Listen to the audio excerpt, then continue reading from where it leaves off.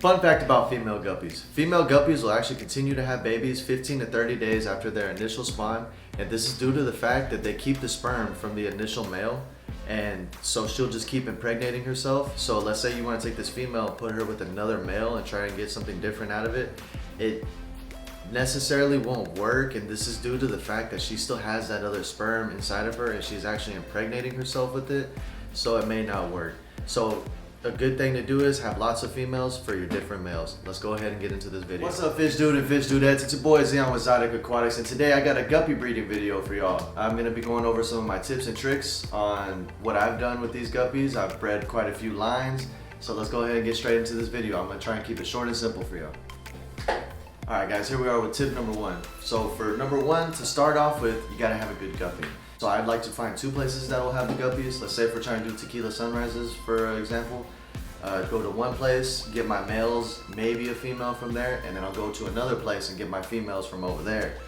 Now by doing this is, I'm taking the same guppy from two different people and making, so they can make a baby. And once they breed, their genetics will be really good. Now, let's say I go to one place and get my females and males from the same place, they're in the same tank, same facility, they probably came from the same breeder, therefore they're probably all relatives. And another thing with genetics is keeping the relatives from each other.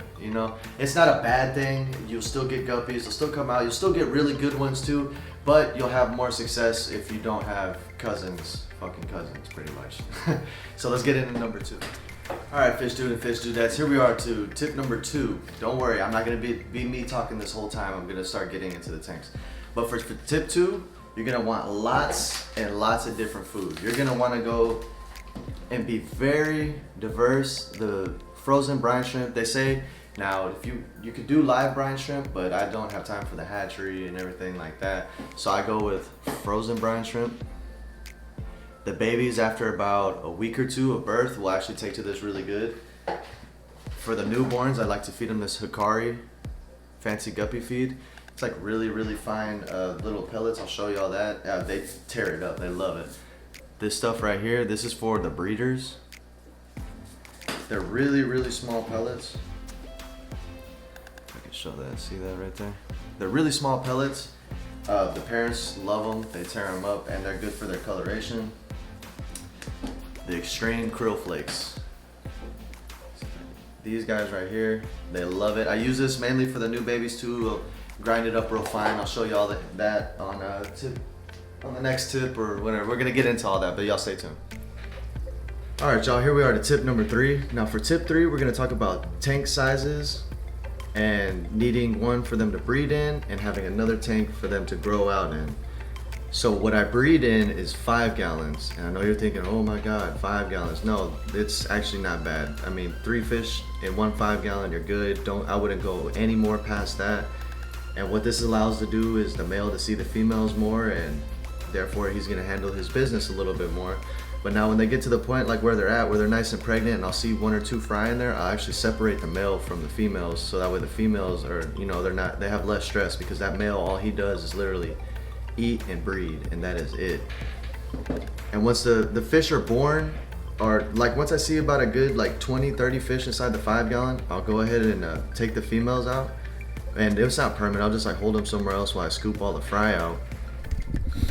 Now after a few weeks of birth, and they're taking your food really good and everything, I like to move them to the Growout tank. Here I'm using a 29 gallon as a Growout, and I have 45 babies in here at the moment, and they're just doing fine. I actually change the water in this tank 2 times a week. I like to, because I stay on top of their feeding. It's a whole lot of poop. If you can't afford something like this, you can do a 10 gallon Growout, which is what I was doing at first. As you can see, some of the babies are still in there that I couldn't catch.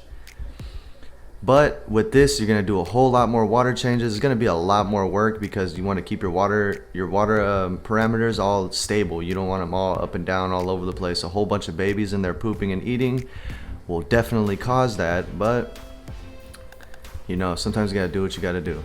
If you're breeding them like I am, you're gonna want as big as you can get, and this is as big as I can get for right now. Now also for filtration, you're gonna wanna do a sponge filter. You can do a hang on the back filter, but make sure you have the inlet where the water goes up into the filter. Make sure you have a sponge on that. because the little guys will get into there and they'll get sucked up, pulverized, and you just don't want to have that. So yeah, sponge filter is a safe way to go. It also gets beneficial bacteria for them to eat off of. All right, y'all, so for tip number 4, we're gonna do our female to male ratio. I like to keep it 1 to 2, 1 male to 2 females. 1 to 3 will work too. I do 1 to 2 because I'm breeding them in 5 gallons. Now by doing this, if you can do one male and 1 female, but that male is gonna tear that female up. These dudes literally live to eat and breed, and that's about it. I mean, these and look good, but that's their main purpose. They're trying to eat and get after it. So by doing 1 to 2, he'll chase one female around, but then when he sees the other female, he'll leave that female and go to the other one. It's kind of like tag, and they get a little break in between time. Now, when they're big and pregnant, I like to take the male out to relieve some of that stress from the females, because the females, they typically don't show no aggression to each other, and they'll just have their babies, and they're less likely to eat their babies compared to the father. The father will see something move, and I mean, like, he's on top of it. So yeah, tip 4, ratio. Make sure you have a good ratio. Here we are at tip number 5. For tip 5, you're gonna want a good live plants for them. These lotus lilies, they like to hide and hang out under. I'm actually about to rescape this plant. It's not too permanent. Mosses are really, really good for the guppies. They'll eat everything off of it. Their fry will hang out in it. It's just really good. You could do guppy grass, but it'll take over your tank like this, and they tend to not grow. Unless you got a bigger tank, then they'll grow a lot faster. But yeah, get you some good live plants. Also, you're gonna want to keep your temperature from anywhere from 70 to 80 degrees. 75 is that sweet spot that'll keep them breeding, but it's not too hot. So yeah, those are my tips and tricks, y'all. All right, my fish dude and fish dudettes, those are my tips and tricks to the trade. I'm gonna do a little feeding video of this after. Y'all pay attention closely. I'll be shredding the flakes up for some of these guys and showing all of my different foods. May even do some brine shrimp. Y'all like, comment, subscribe, ring the bell. You ring the bell, you know when I post the videos. And yeah, over at Exotic Aquarius, we got a whole lot to come. More Hawaiian shirts, more tips, more tricks. Y'all stay tuned. Peace. Don't forget we're doing the feeding after this. So we're gonna be feeding them the brine shrimp.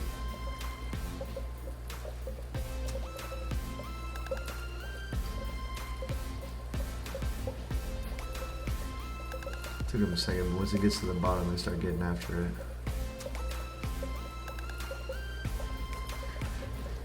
it.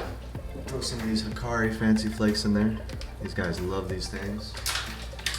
And it's weird, it's like some of them are top feeders and some of them are bottom feeders. I'm not sure what it is, but that's how they go. You see all the little flakes? Those are the Hikaris. And like sharks, they're on it. Now this is what I like to do with my babies. As you can see those little guys in there, they're probably a couple days old. Take my flakes and just pulverize them in my fingers. Should look something like that. And they will tear it up as it falls down. So I hope y'all liked the video. Y'all like, comment, subscribe. Peace.